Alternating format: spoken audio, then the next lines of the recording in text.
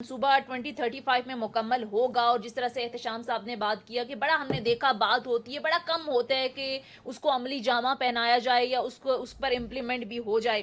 तो कहा जा रहा है अगर ये सही मानों में इम्प्लीमेंट हो जाता है तो पाकिस्तान $1 ट्रिलियन की मईशत बन जाएगा। सर, ज़मीनी हकाइक को अगर देखा जाए, माजी में जो रवैये रहे, आपको लगता है कि ये मुमकिन होगा इस बार? देखिए, सिंगापुर ने ऐसा ही एक इदारा बनाया था और वो ईडीबी कहलाता है। इंडिया के पास ऐसा ही एक इदारा है, वो निप्फा कहलाता है।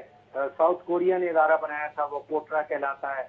अब पाकिस्तान के पास भी SIFC आ जाए।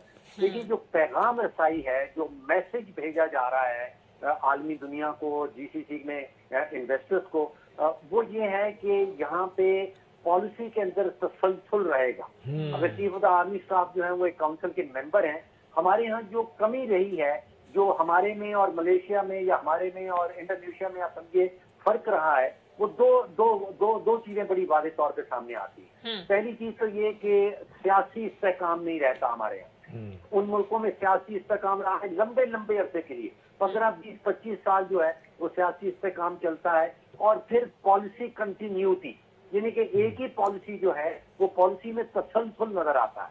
तो अगर आपके मुल्क के पास ज़खायर हैं, ज़खायर के साथ आप इसको सियासी इस्तेहकाम दे दें और पॉलिसी में तसलसल दे दें, तो ये कोई रॉकेट साइंस नहीं है। सिर्फ ये 3 चीजें चाहिए।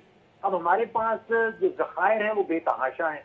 हमारे पास जो कमी रही है वो सियासी इस्तेहकाम की रही है और पॉलिसी कंटिन्यूटी की रही है। तो मेरे ख्याल है जो सबसे पावरफुल प्रोग्राम जो पैगाम है इस काउंसिल की तरफ से जो जाता है वो ये जाता है कि ये परमानेंट इदारा है पाकिस्तान का, एक अफवाज पाकिस्तान, और वो इस काउंसिल का मेंबर है, इस काउंसिल का हिस्सा है। तो जो पॉलिसी बनाई जाएगी उसमें तसलसल आएगा, उसमें कंटिन्यूटी रहेगी, उसमें सरमायाकार को तंग नहीं किया जाएगा कि वो अपना पैसा यहाँ लगा दे और 6 महीने या साल के बाद वो पॉलिसी में तब्दीली आ जाए। तो ये पॉलिसी तसलसल का बड़ा जो पावरफुल पैगाम है वो मैं समझ रहा हूँ कि GCC के इन्वेस्टर्स को जाएगा। अच्छा, फिर एहतशाम साहब आप देखिए, जो सॉवरेन वेल्थ फंड कहलाते हैं, जो सऊदी अरेबिया का वेल्थ फंड है उसके पास इस वक्त $400 अरब है। अबू धाबी का जो UAE का, उनके पास 4 वेल्थ फंड हैं और उनके पास कोई $700 अरब। और डॉक्टर साहब सऊदी अरब की जो बात कर रहे हैं, देखें सऊदी अरब के पास तो इतना एडिशनल माशाल्लाह पैसा आ चुका है। 8.25% उनका ग्रोथ रेट चला गया है। और देखिए अरामको ने जितना पैसा पिछले दिनों कमाया 2-2.5 सालों में, तो उनके पास तो कहते हैं 100-125 बिलियन ऐसे ही इन्वेस्ट करने के लिए पड़ा हुआ कहीं ना कहीं।